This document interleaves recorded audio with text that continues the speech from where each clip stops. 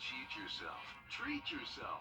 Whether it's the original hot ham and cheese, 3-piece hand-breaded chicken tenders, or the big cheeseburger with fries and a drink. Choose your flavor with the $5 meal deals at Hardee's and feed your happy. I'm predicting a wonderful 2022. Happy holidays. From our family to yours, Merry Christmas and a Happy New Year. From the station that's on your side, this is News 12, first at 4. You give a family a chance in this world. You give a family a chance to have a place for their kids, to have food for their families. We're just days away from Christmas and the end of the Salvation Army's biggest fundraiser, and this year they're falling short of their goal. Plus, the president is sending out 500,000 at-home COVID tests for free to any household that requests one as Omicron becomes the new dominant COVID variant. But first, happy first day of winter. The cooler temperatures outside have allowed it to feel a little bit like the season. First Alert Chief Meteorologist Riley Hale is tracking the conditions for us. And Riley, how are things looking for those last-minute shoppers? Yes, we do clear out. It is going to be a cold start early tomorrow morning with temps most likely at least into the upper 30s. By around midday, we're finally looking at plenty of sunshine again, and temps will be seasonal heading into our Wednesday afternoon. Have a look at a much warmer day by Christmas, though, in just about 10 minutes. Thanks, Riley. Free COVID testing could be right at your door soon. President Biden announcing that 500 million at-home COVID tests will be rolling out. The White House is working on setting up a website for people to submit their request for a test. Then they will be shipped to your home starting in January. In part of the president's opening speech on Omicron today, he said that we have the advantage over COVID. We've shown that we're tougher. Tougher because we have the power of science and vaccines that prevent illness and save lives. As families start to gather for Christmas, many questions are being asked about when and how often people should be getting tested for COVID. Dr. Anthony Fauci says it depends on the situation. You are going to be going to a function, a dinner, and you're vaccinated, hopefully, and boosted. But you want to go the extra step, the extra mile to make sure that the people that you are in a setting with, hopefully all of whom are vaccinated and boosted, you want to go that extra step, you should do that. Testing remains one of the biggest challenges for the administration, with long lines forming at testing centers in recent days and at-home rapid tests selling out quickly. First at 4, Augusta Fire is still working on a fire near Bedford Heights Park. The original call came in around 2 o'clock. Thankfully, no injuries were reported. Our crew could not see any flames, but did see smoke when they were there. Many firefighters were on scene to help put out those flames. This adds to the growing list of recent fires in our area. There are 3 more days for Salvation Army bell ringers, and money raised is used year-round for projects at the Salvation Army. But as Sloan O'Cone reports, they're looking at a $40,000 shortage just this year. Right now, they're really just asking you to help them do the most good. They really don't have many other options because they want to make sure they can still continue to hand out over 65,000 meals right here in their soup kitchen at the Center of Hope next year. $50,000 provides over 10,000 meals. This week, the Salvation Army even has a chef creating a Christmas meal plan to make the Center of Hope feel more like home for the holiday. And you can go to their website, salvationarmyaugusta.org, to donate. We'll have a link to that on ours as well. And coming up tonight on News 12 at 6 o'clock, I'm working on a story looking at exactly where your donations go. In the Center of Hope, Sloan O'Cone on your side. Thanks so much, Sloan. The case of a man who died after an interaction with Richmond County deputies is heading to the district attorney, and it will be up to him whether anyone will be charged in the case.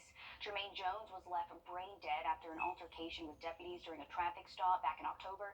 He ran from them after deputies say they found a gun and a crack pipe in the car when he was in. Officers captured Jones using a stun gun in what deputies say was a brief struggle. He was taken to the hospital and pronounced brain dead. So far, his family has only seen parts of the body cam video from that night. Jury selection is expanding for the federal hate crime case against the men convicted of murdering Ahmaud Arbery. The 3 men face both hate crime and attempted kidnapping charges in this trial. Yesterday, a judge decided to widen the jury selection from all 43 counties in Georgia's Southern District. This includes Augusta. The trial will start in February, and jury selection will begin next month. Food pantry visits are up 30% since the start of the pandemic. About 42 million Americans are experiencing food insecurity. According to the USDA, grocery prices were more than 5% higher this fall than they were the year before, and the price of meat has gone up by double digits, which has left families in need, and it's also impacting food banks who source their own food. This idea that because you're a charity, you must be able to source for free. We don't. We've purchased more food than ever before. We saw last month here at home that Golden Harvest was dealing with supply chain issues and surging food prices as they try to feed everyone they can around the CSRA. This is what some COVID testing sites are looking like. In Times Square, a line of 200 people waited to get tested yesterday morning. New York's mayor has said the new variant is already in full force, and much about the Omicron variant remains unknown. The scientists say it spreads easier than other variants, and now it seems like everyone is racing out the door to get tested before they head home and could expose someone else. I've got loved ones at home that I want to keep safe. I've got like an end-of-life grandma that I don't want to bring this back to. Obviously, my flatmates back at home are testing positive, so it's where do I go when I go home? Am I going to get stuck in New York? New York has been averaging at around 16,000 cases, but has jumped to nearly 23,000 from the weekend. And just as all this is happening, the first Omicron death has been confirmed in Texas. A Harris County judge announced what's believed to be the first death in the U.S. from the variant. The death has been reported as a man in his 50s that was unvaccinated and had previously been infected with COVID. If you live here in Augusta, the city is giving many... So just a heads up for that. But we are going to see a nice little warming trend. Seasonal temperatures the next couple of days, but well above average by the weekend. And that warm air looks to hang around as we head into next week as well. Sounds good. Thanks so much, Riley. A pair of Grinches struck early this year. They stole a Santa mannequin on a tractor on display at a grocery store in California. As Ariana Jasso reports, the whole thing was caught on camera. Oh, that's so sad that they took the joy out of Christmas, right? Really? It's pretty disgusting. Watsonville locals say they're in disbelief that someone stole this Santa Claus from outside Staff of Life grocery store, leaving behind only St. Nick's boot. When we came in, we actually thought somebody was pulling a prank. We're like, wow, it's not there. And it was there that day before. Take a look at this surveillance footage showing the theft. You can see one person drives across the front of the store on his bicycle first. And to the far right of your screen, a second person walks up with his bike and begins trying to pull the Santa Claus off the tractor. Struggles for a while, ends up yanking it off, and rides away.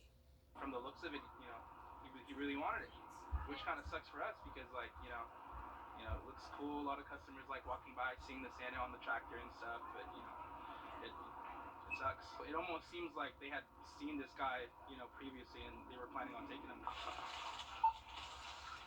Something store managers say they never thought would happen since they secured it down tightly with zip ties. Ramirez says it's not just about the money, it's about a piece of Christmas spirit stolen.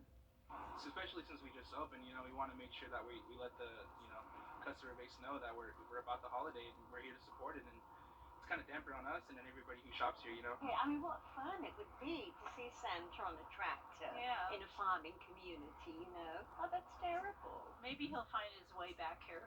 Let's hope so. Wouldn't that be cute? And that's just sad to see. Right before Christmas, people just want to steal things. It was a really cool looking Santa, looked very realistic, but hopefully since it was caught on video and the person was on a bike with a huge Santa, hopefully someone will track that person down. Still ahead, Toys for Tots is focusing on children impacted by this month's natural disasters. Coming up, how they're making sure every kid has a Merry Christmas. Get your home ready for the holidays with...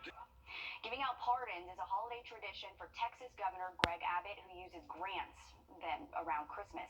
But one name has stood out on his desk. That's George Floyd. So far, he's not said whether he will pardon Floyd for a 2004 drug arrest in Houston. He was arrested by a former officer whose police work is no longer trusted by prosecutors. Already, the state's parole board has unanimously recommended a pardon for Floyd back in October. Today, juries started their second day of deliberations in the Kim Potter trial. Potter is a former Minnesota police officer who says she accidentally killed 20-year-old Dante Wright when she grabbed her gun rather than her taser. She shot and killed Wright during a traffic stop. Potter has pleaded not guilty to charges of first and second-degree manslaughter. The U.S. Navy has started a massive cleanup operation in Hawaii after finding dangerous levels of petroleum in their water system.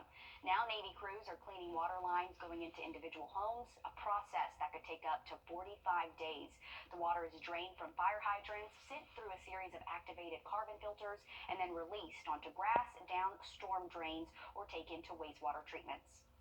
When we say the job is done to the Department of Health, it's not just recovery of the drinking water system, but recovery of the wells. And I think that this is a bigger job that's going to take a much longer time. Those leaking Navy fuel tanks sit above a source that supplies water for about 400,000 people in Honolulu.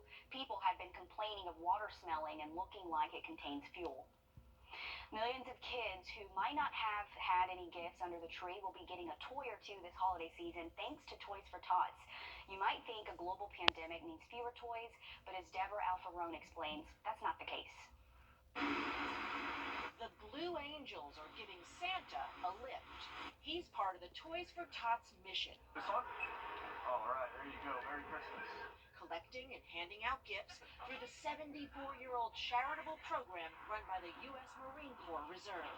I think the program says a lot about the character of the Marines. You're some of the toughest people in the world.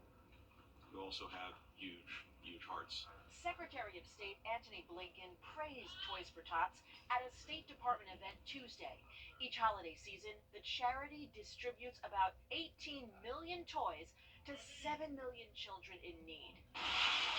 8 truckloads of toys are headed to communities devastated by tornadoes earlier this month.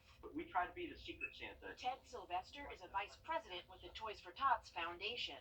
What's different this year? Working with COVID restrictions and concerns, we're doing a lot more drive-through distributions. We had some issues with supply chain disruptions. Sylvester says 2020 was a record year, even though COVID-19 meant fewer volunteers. We distributed over 20 million toys to 7.4 million children despite the pandemic.